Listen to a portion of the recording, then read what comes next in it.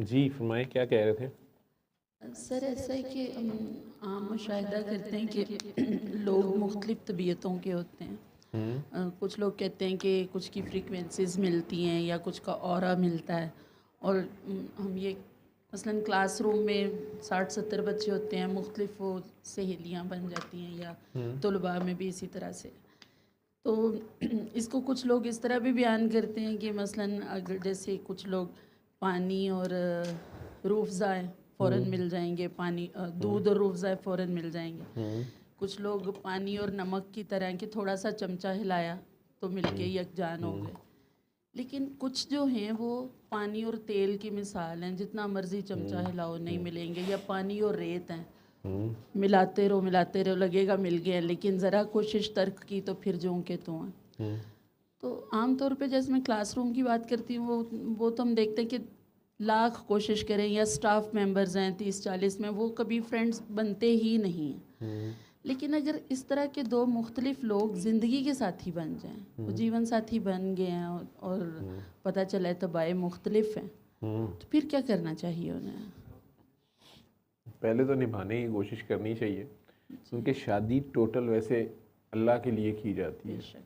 ठीक है, और अल्लाह करीम उसमें बरकत डालते हैं, लेकिन बेशक। बहरहाल लाजमी नहीं है कि आपने पूरी अल्लाह की खातिर नबी करीम सल्लल्लाहु अलैहि वसल्लम की सुन्नत सही समझते हुए बात बड़ी है।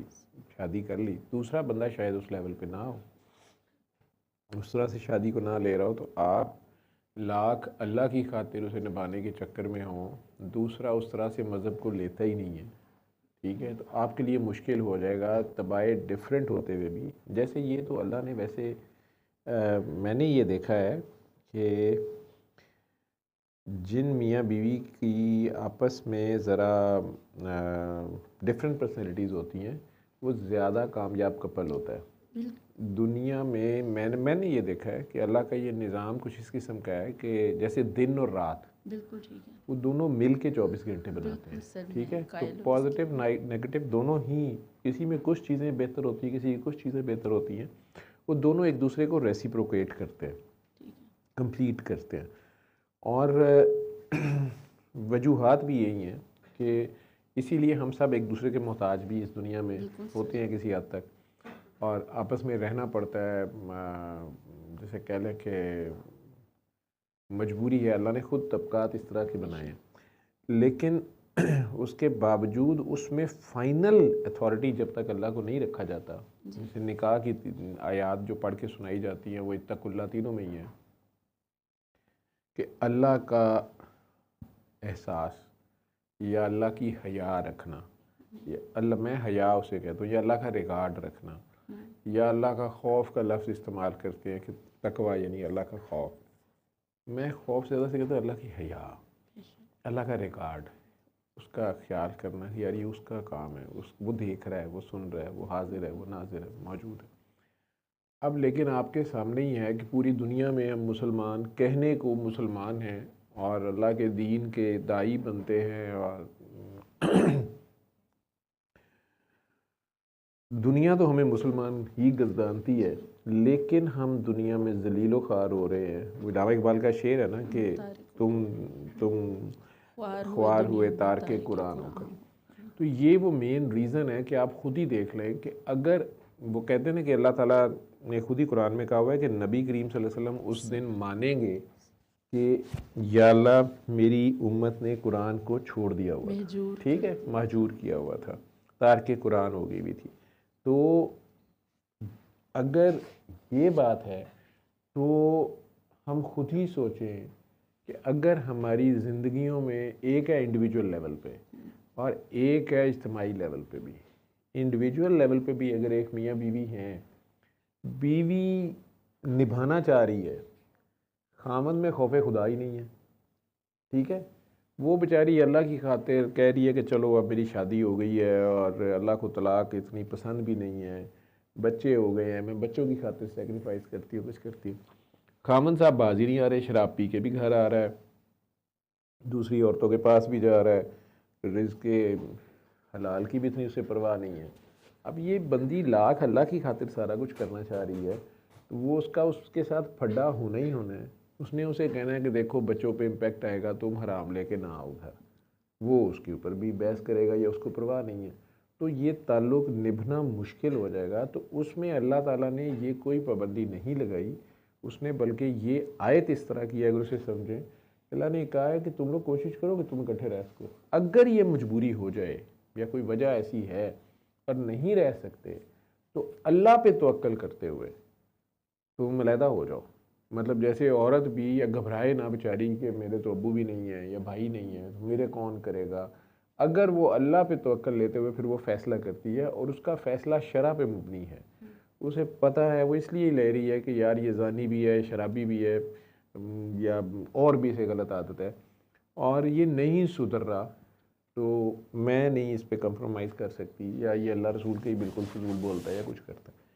अब अगर वो तलाक ले लेती है लेकिन ये सोचते हुए कि मेरा अल्लाह मालिक है, उसे लोग कहते हैं कि लो जी तेरा कौन वाली वारस है, तेरे माँ बाप नहीं है, या माँ बाप भी कह रहे हैं कि अब हमारे घर ना आना या कुछ ये वो, फिर उसको इजाज़त है कि वो उसके, यानी अल्लाह हौसला दे रहा है कि फिर तुम मेरे पे रखो और मैं तुम्हारे लिए बेहतर रास्ते निकालूंगा। लेकिन सर ये तो बिल्कुल ठीक आप फरमा रहे हैं, लेकिन मैं बिल्कुल एक डिफरेंट सिनेरियो की बात कर रही हूँ, क्योंकि स्टूडेंट्स होती हैं सामने, तो मैं कोशिश होती है कि तरबियत वगैरह भी साथ की जाए। आजकल ये बात चल रही है कि नहीं जी, हमें क्या पता था शादी से पहले, ख़ास तौर पर अरेंज मैरिजेस जो है, तो वो तबीयतें ही मुख्तलिफ निकल आई हैं, तो अब तो ये बिल्कुल अल्लाह ने हमें इजाज़त दी हुई है, हम सेपरेट हो सकते हैं बिल्कुल। उसको एक मुझे तो खेल लगता है कि मतलब शर्ट लेके आए थे, पसंद नहीं आई, चिप्स का पैकेट लिया था, पसंद नहीं आया, रख दो साइड पे, दूसरा ले लो। मतलब दोनों अपनी जगह बेहतरीन है, कोई उनमें नक्स भी नहीं है। नहीं जी, हमारी तबीयतें ही मुख्तलिफ हैं। तो मैंने ये भी कई बार समझाने की कोशिश की कि सीमेंट और रेत बिल्कुल मुख्तलिफ है, दोनों का काम ही फ़र्क है, लेकिन दोनों एक दूसरे के बगैर नामुकम्मल हैं। कुछ नहीं, सोना है, कितना भी खालिस क्यों ना, उसमें थोड़ी खोट मिलानी पड़ती है। अगर उसमें चांदी मिलाई जा रही, तो वो चांदी को हकीर ना समझे, वो उसके बगैर कुछ नहीं है, या पीतल या तांबा जो भी उसमें मिलाया जाता है। इसी तरह सीमेंट मत समझे कि मैं सीमेंट हूँ, उसमें रेत मिलेगी तो उसका एक कंपाउंड बनकर वो एक कारआमद चीज़ बनेगा। और यूँ और भी कई जोड़ियाँ, ताला चाबी है, टीवी रिमोट है, ये एक दूसरे बगैर नामुकम्मल है। लेकिन पता नहीं क्यों आजकल के कई बच्चों के दिमागों में ये, नहीं जी हम मुख्तलिफ हैं, हमें बाद में पता चला है तो हमारी नहीं निभ सकती। बज़ाहिर कोई उज़र नहीं है, बच्ची भी बेहतरीन है, बच्चा भी बेहतरीन है। तो यहाँ पर मतलब जब हम अपनी मिसालें देते हैं कि बेटा देखिए आपकी फुफ्फो फुफ्फा, मामू मामी, आपके मामा बाबा इंतहाई मुख्तलिफ थे, लेकिन 30-30 साल गुजार गए हैं, आज आप लोगों की सूरत में बेहतरीन प्रोडक्ट्स सामने हैं। लेकिन फिर भी वो वहीं पे वो कहते हैं ज़मीं जुम्बद ना जुम्बद गुल मोहम्मद। तो यहाँ पर क्या करना चाहिए? बात ये है कि करना वही चाहिए जो आप पहले कर रही हैं, कि आप उन्हें समझाने की कोशिश ही करती हैं ना। लेकिन मसला ये आ गया कि ये ज़माना जो है ना वो चेंज होता जा रहा है, इसने चेंज होना है तेज़ी से। अब इस्लाम हम फिर लाते हैं अल्लाह रसूल को बीच में, तो इस्लाम की डिमांड ये है कि इस्लाम में पूरे के पूरे दाखिल हो, ठीक है। ये नहीं है कि बिट्स एंड चंक्स में से उस अपनी मर्ज़ी की चीज़ें ले लो, कुछ छोड़ दो और सारा। यही हमारी तबाही की वजह है कि हम कुरान करीम में से भी, कुरान के अहकामात में से भी, हमारे जो लाइफस्टाइल थे या वैसे भी मुआशरत भी, हमारी हर चीज़ वो हमारी 100% इस्लाम पे है नहीं है। उसकी वजह से ही माँ बाप ख़ुद भी पहले नहीं है, फिर आगे से बच्चों की अब आप जब ट्रेनिंग कर रहे हैं, जो भी कर रहे हैं, अव्वल तो आजकल ट्रेन किए नहीं जाता। फिर इस्लाम की अपनी तरफ से बड़ा ज़ोर है इस बात पे कि लड़की की मर्ज़ी के ख़िलाफ़ शादी ना करो, ठीक है, या बच्चे लड़के की भी मर्ज़ी के ख़िलाफ़ शादी ना करो। और पूछा भी जाता है उसको, पब्लिकली भी पूछा जाता है। अब इमोशनल ब्लैकमेलिंग करने की बजाय कि उसे धौंस धांधली देने की बजाय, या उसको ये वाली बातें सुनाने की बजाय कि तुम्हारी तो उम्र इतनी हो रही है, फिर अब और कहाँ होना है, अभी तुम यहीं कर लो, या रोज़ उसके लिए माँ अलहदा रो रही है, बाप अलहदा रो रहा है, या घर वाले उसे कमेंट्स दे रहे हैं, तो वो तंग आके कहीं भी करने पे तैयार हो जाती है। लेकिन ये शादी जो है इससे मना किया गया। शादी अरेंज चाहे कर लें, जो भी कर लें, लेकिन बच्ची की रजामंदी पर्टिकुलरली, और बच्चे की भी। मैंने ऑलरेडी एक सवाल है वो पढ़ देना था, जिसने वो उर्दू में क्वेश्चन नहीं था बड़ा लंबा कि बच्ची का, वो यही था। अब उसमें माँ बाप को कुछ चीज़ें पता होती हैं। मेरा ये रिक्वेस्ट है पूरी कौम से, स्पेशली मुसलमानों से, आप लोगों को अगर अपने बेटे का पता है कि उसकी कुछ गलत आदत है, ठीक है, तो खुदा के वास्ते ये सोचा करें कि क्या हम अपनी बेटी की शादी इस तरह के लड़के से करेंगे।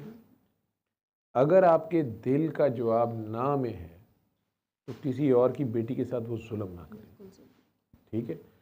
अगर आपको पता है कि आपका बेटा जो है वो नशा करता है या उसको इंतहाई गलत आदतें कोई और हैं, सेक्सुअल परवर्शंस हैं, कुछ भी हैं, तो ये कहना, या वो साइकी का मरीज़ है, ठीक है, और ये कहना जी शादी होएगा तो ठीक हो जाएगा।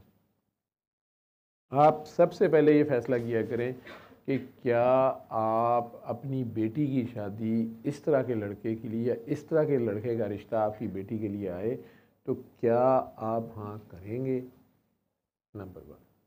नंबर 2, इसी तरह जब आप रिश्ते देखने जाते हैं तो यही देख लें कि जो आपकी बेटी में जो कुछ है तो दूसरे की बेटी में उतना कुछ ही मांगें। आपकी अपनी बेटी के असूल कुछ और ना हो, या आपकी बेटी बहू बन के जाए तो आपकी डिमांड्स और हैं, किसी की बेटी आपके घर बहू बन के आ रही है तो फिर आपका बिहेवियर और है। तो ये जो दो रंगी है ये इस्लाम नहीं है, ये मुनाफिकत है, ठीक है। सर ये बिल्कुल आप वजह फरमा रहे हैं, ये तो बिल्कुल ऐसा ही है। जिन केसेस की मैं बात कर रही हूँ, इतनी बढ़ती हुई तलाकों की शरह मैं अपने कॉलेजेस में देखती हूँ। अब बच्चे, अव्वल तो बच्चों को भी बाकायदा प्लान किया जा रहा है कि 3 4 4 5 5 साल भी शादी को होगी, अभी हम सोचेंगे फैमिली बनाएं या नहीं बनाएं। और बाज़ों का अल्लाह ताला ने दे भी दी है नेमत, तो तहम्मुल नहीं है, बर्दाश्त नहीं है, ज़िद, अना और बहस, तो उसमें यह है कि नहीं बना के रखनी शादी। जिस पर्टिकुलर केस की मैं बात कर रही हूँ वहाँ पर दोनों बच्चों से रजामंदी भी ली गई, पूछा गया, जानते नहीं थे एक दूसरे को, लेकिन बाद एक में ही उनकी वो कह मुलाकात रहे के हैं हमारी बाद तबीयतें नहीं मिलती, जी एक पूरा साल निकाह भी रहा है, ठीक है ना, ठीक है, उसमें हाँ जी, इजाज़त थी कि मिल लें, चैटिंग करें, जो मर्जी ठीक है, करें, लेकिन रुखसती के बाद अंदाज़ा हुआ कि हमारे मजाज नहीं मिलते। ठीक है, ठीक है। उनको यही समझाने की कोशिश करें कि वो किसी तरह आप एक दूसरे के साथ एडजस्ट करें, दोनों को अलग-अलग सुने भी, दोनों की सुलह कराने की या समझाने की कोशिश भी करें। 2 साल 3 साल ले लें, 2-3 साल लगते हैं, उन्हें बताएं। कई बार बेबी पैदा हो जाए तो उससे प्यार बढ़ जाता है, आपस में एक अटैचमेंट हो जाती है। लेकिन अगर वो नहीं रहते तो ज़बरदस्ती आप नहीं रख सकते ना उन्हें उसमें ये। लेकिन आपका ये सवाल का दूसरा इसके साथ सवाल ये है कि ऐसा अब क्यों ज़्यादा हो रहा है। वो इसलिए कि हम आहिस्ता आहिस्ता असल इस्लाम या अल्लाह का जो हुक्म है या नबी की जो तालीमात हैं उनसे बहुत दूर आ गए हैं। आपके सामने है कि हमारी अदालतें वो मतलब मजाक बन गया कि जी वकील कराने की बजाय जज करा लो। मतलब ये हमारे हमारे माशरे का है ना मुहावरा, ये ठीक है, स्लैंग हो गई है कि जी उन्होंने जज ही कर लिया है, ठीक है, वो चाहे छोटी अदालत का हो या बड़ी अदालत का हो, ठीक है। जिस मुआशरे में अदालत ही मजाक बन गई है, जस्टिस हो नहीं रहा, अब आप उस मुआशरे में अपने बेटे बेटी को जो यंग है जनरेशन में उनको डंडे के तौर पे आप कहें कि तुम्हें इस्लाम के मुताबिक रहना है तो वो क्यों सुनेगा आपकी बात। मैं आपको एक और बड़ी मज़ेदार बात बता देता हूँ। मैं इस्लामाबाद ही गया हुआ था तो वहीं पे ये सवाल किसी ने पूछा, ये टैक्स की बात हो रही थी क्योंकि बाय चांस 30 सितंबर और 1 अक्टूबर थी, तो मैं उसी पे गया था, तो शायद 30 सितंबर लास्ट डेट थी। वो नेक्स्ट डे दुआ सेशन में फाइलर्स की भी और ये भी बात चल रही थी।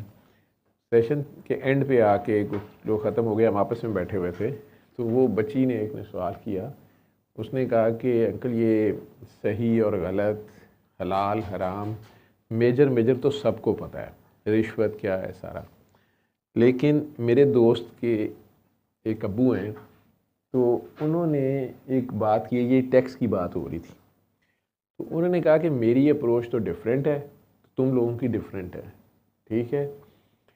तो मुझे पता ये चला है क्योंकि उसके अपने बच्ची के अपने अब्बू पिट रहे थे कि मुझे पता नहीं 1 करोड़ और पता नहीं कितने लाख टैक्स देना पड़ा है, छोटे से बिजनेसमैन है, लेकिन वो बड़े बड़े नाम ले रहे थे कि उनका टैक्स जो है वो ₹1,00,000 भी नहीं है, तो ये मजाक बना हुआ है, या ये देखें क्या हो रहा है, या ये बात हो रही थी। उसमें वो बच्ची कहती है कि वो खुद लम से पड़ी है बच्ची। उसने कहा कि मेरे दोस्त के हम लोग इकट्ठे थे किसी घर में, इसी तरह ये टैक्स पे कुछ दिन पहले बात हो रही थी। तो उसकी जो दोस्त है तो वो काफ़ी अमीर लोग हैं, नाम भी उसने लिया, मतलब काफ़ी पाकिस्तान के मेजर बिजनेस टाइकून्स में आते हैं। तो उसने कहा जी वो कह रहे थे कि असल में इस मुल्क में हकदार तक हक तो पहुंचता नहीं है। तो इस बात से तो मैंने एग्री किया, मुझे नहीं पता था वो फतवा कौन सा लेने लगी। तो मुझे कहती है कि अंकल उन्होंने हमें बताया है कि मैं तो टैक्स फाइलर हूँ ही नहीं, या बहुत कम टैक्स पे करता हूँ, मतलब बहुत अमीर लोग हैं। तो उन्होंने कहा कि मैंने तो इसका आसान हल रखा हुआ है। देखो मेरे मोहल्ले में, मेरे इलाके में लॉ एंड ऑर्डर रखना, पीस कीपिंग रखना, चोरी चकारी गुंडागर्दी बदमाशी, इससे प्रोटेक्ट करना शहरियों का, ये पुलिस का काम है। ठीक है, मैं जो एफपीआर को टैक्स जमा कराऊं वो बेचारे थानेदार और सिपाहियों तक नहीं पहुंचता। तो मैं खुद से थानेदार को हर महीने टैक्स देता हूं कि हमारे इलाके में जो है अमन रहना चाहिए, और शाबाश वेल डन, तुम लोगों ने बहुत अच्छा अमन रखा हुआ है। तो वो हमारी गली से दिन में 2 बार पेट्रोलिंग भी करते हुए गुजरते हैं। ठीक है, पुलिस वाले भी, हमारे गली छोड़ के पूरे मोहल्ले में कुछ ज़्यादा फड्डा शड्डा नहीं होता। और हर महीने थानेदार साहब को वो टैक्स दे देते हैं कि आपने बाकी भी छोटे अमले का भी ख्याल करें, ये इनका है, ये आपका है, और आप लोगों ने मोहल्ले में बदमाशी नहीं होने देनी। इसी तरह उन्होंने कहा जी कि वो लाहौर के हैं, तो उन्होंने कहा कि वो लेस्को के जो उनके इलाके के कोई साहब हैं उनको भी हर महीने टैक्स देते हैं। तो उन्हें कहते हैं कि भाई हमारी गली में लोड शेडिंग नहीं होनी चाहिए। ठीक है, या वो कभी कभी उन्हें ये भी फ़ोन कर देते हैं कि हमारे मोहल्ले में फ़लाँ फंक्शन है, लेट नाइट है, तो रात को बिजली नहीं जानी चाहिए, या इतने बजे से इतने बजे तो बिल्कुल नहीं जानी चाहिए। ठीक है, वोल्टेज पूरे आने चाहिए। ठीक है, लेकिन उन्हें वो टैक्स हर महीने दे देते हैं। सड़कें भी खुद ही बनवा लेते हैं। इसी तरह उन्होंने, जी बिल्कुल, उन्होंने कहा कि पीडब्ल्यूडी या पता नहीं कौन सा वर्क्स है, हमारी को सड़क बना गया था, वो पाइप डलना था, पाइप डाल गया, फिर सड़क टूट गई, फिर कोई नहीं बना रहा था। तो उन्होंने पहले वासा वालों को भी टैक्स दे दिया था, तो हमारी पूरी कॉलोनी में कभी सीवरेज का मसला नहीं हुआ। इसी तरह सड़कें जो हैं उसका भी टैक्स वो दे देते हैं, तो सड़क बड़ी जल्दी रिपेयर होती है और ज़बरदस्त सड़क है। ठीक है, हत्ता कि उन्होंने कहा कि वो मीडिया वालों को भी टैक्स देते हैं। ठीक है, और उनकी कम्युनिटी की या उनके बारे में मीडिया वाले भी कोई ख़बर लगाने से पहले उन्हें फ़ोन करके भी पूछ लेते हैं कि सर ये खबर है, अभी फजूल कोई बंदा कह रहा लगाएं या ना लगाएं, छोड़ो परे, चलो छोड़ो परे, मिटी पाओ। ठीक है, तो उन्होंने कहा कि अंकल ने कहा कि बेटा मैं तो अल्लाह के घर भी मैं नहीं समझता मैं कोई गुनाह कर रहा हूँ, मुझे इन लोगों को टैक्स देना है। इस्लाम में, मतलब उसने कहा जी कि इस्लामिक पॉइंट ऑफ व्यू क्या है कि इस्लाम में तो ज़कात देनी होती है। ठीक है, या बैतुल माल में पता नहीं कंट्रीब्यूट करना होता, उनकी अपनी एक तरह थी। तो वो अंकल कहते हैं कि जनाब ज़कात जो है वो भी मैं अपने करीबी अजीज़ रिश्तेदारों में जो हकदार है मैं दे देता हूँ। उसके बाद ये टैक्स तो निरी बदमाशी है, क्योंकि ये टैक्स हकदार तक नहीं पहुँचता। ये अंकल की प्ली है। और अंकल कहते हैं कि असल हकदार तो वो थानेदार है मेरे इलाके का, एसएचओ है, और उसके साथ पुलिस के सिपाही हैं बेचारे जो गश्त करते हैं और रातों को डाकू चोरों को देखते हैं।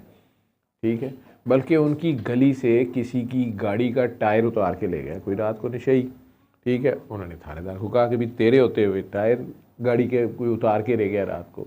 वो 2 घंटे के अंदर अंदर 4 टायर लेके आ गए। ठीक है, उन्होंने कहा जी फड़िया गया? उन्होंने कहा नहीं, हमारा तो एक ही चोरी हुआ है। उन्होंने कहा चलो कोई गल नहीं। ठीक, तो मैंने कहा देखो मतलब फ़ौरन टायर लगा दिया गया। ठीक है, अब और लेस्को वाले को भी दे रहे हैं, वो सड़कों वाले को भी दे रहे हैं, वासा वाले को भी दे रहे हैं, मीडिया वाले को भी दे रहे हैं, ठीक है, और भी कुछ 2-4 को टैक्स देते होंगे। तो मुझे कहने लगी कि अंकल वो कह रहे थे कि इस्लामिक पॉइंट ऑफ व्यू से तो वैसे ही इस टैक्स का कोई चक्कर नहीं है गवर्नमेंट का ना, और ये तो गोरे के तरीके से लिया जाता है, बदमाशी है, और उसमें गोरा तो शायद लगाता हो, उसके ज़रिए तो नीचे तक आता हो। हमारे मुल्कों में तो थानेदार को या बेचारे वापडा के लाइनमैन को या किसी को कुछ नहीं मिलता, वो मैं खुद ही दे देता हूँ, वो खुश भी रहते हैं, वो हकदार हैं, असल वर्कर हैं। मुझे ये आइडिया बड़ा अच्छा लगा कि FBR वाले भी इतने तंग होते हैं।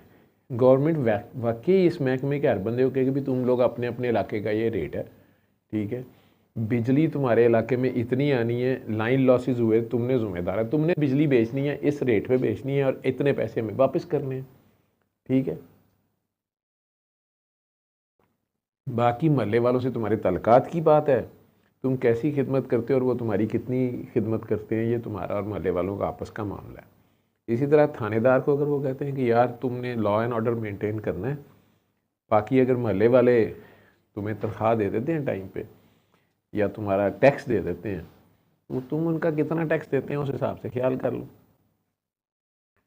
वैसे वाकई ये छोटे छोटे इलाकों में FBR के ब्रांचेज अपनी खुल जाएं, वो उसमें से अपना ड्यू हिस्सा ले लें और थोड़ा बहुत वो जमा भी करा दें, जितना पहले जमा होता है उतना हो ही जाएगा मेरा ख्याल उनको, लेकिन एट सोर्स कलेक्शन हो जाएगी।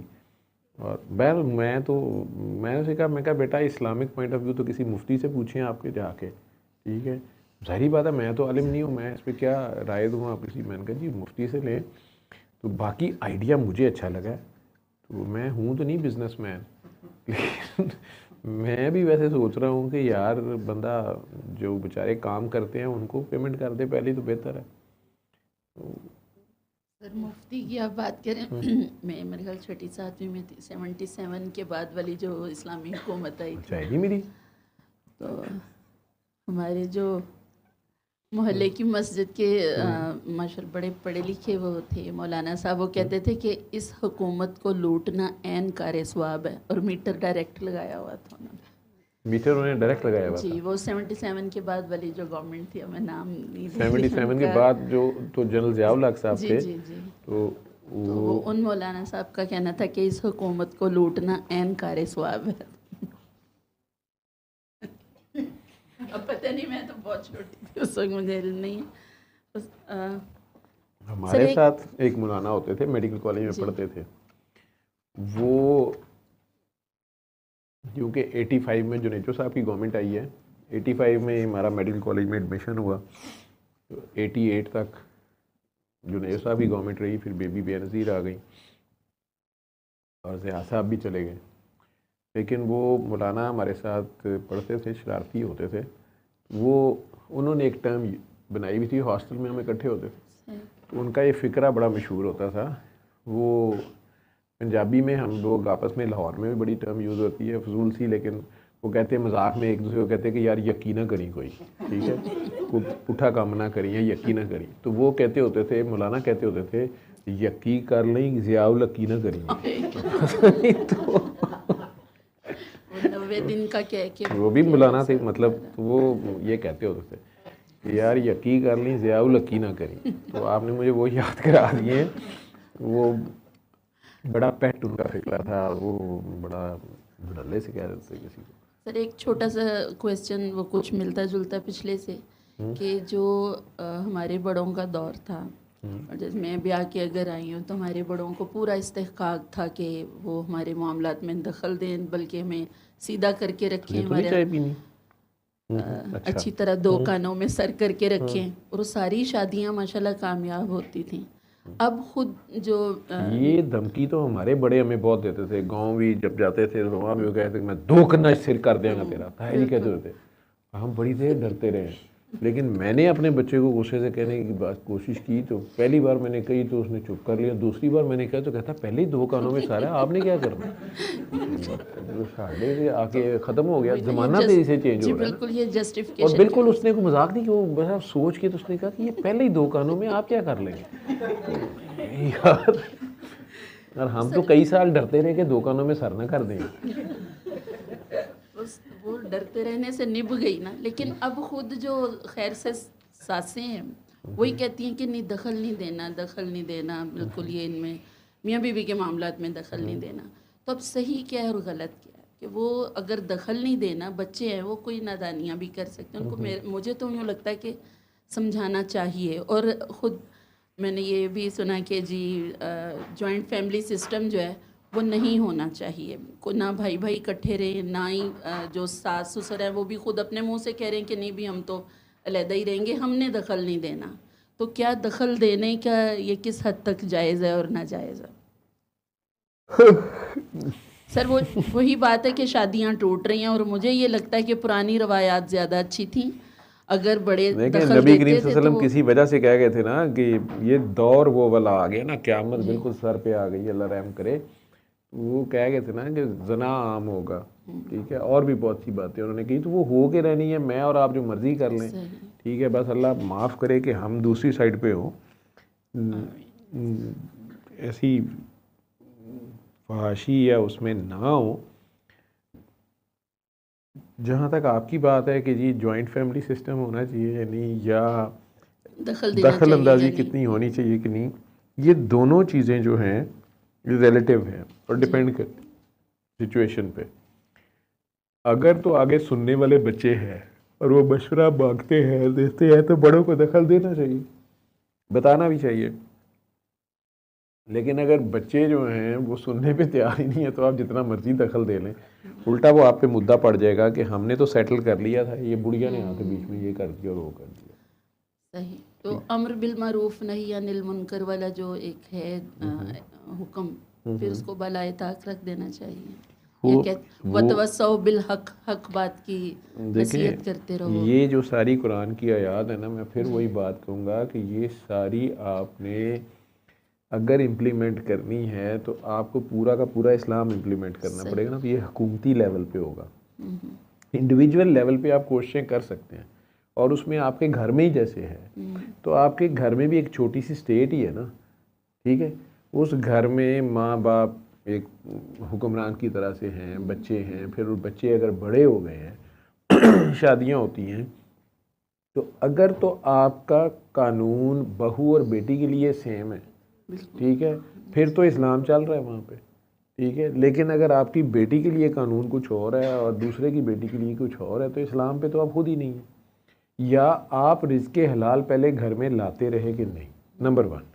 फिर आप दोनों मियाँ बीवी जब रह रहे थे तो वहाँ दोनों का एक दूसरे से कैसा सलूक था, बीवी खामन से कितनी लॉयल थी और कितनी ड्यूटी कर रही थी, खामन बीवी से कितना कर रहा था, वो किसी की बेटी के साथ कैसा सलूक कर रहा था, ये सारा कुछ चल रहा था।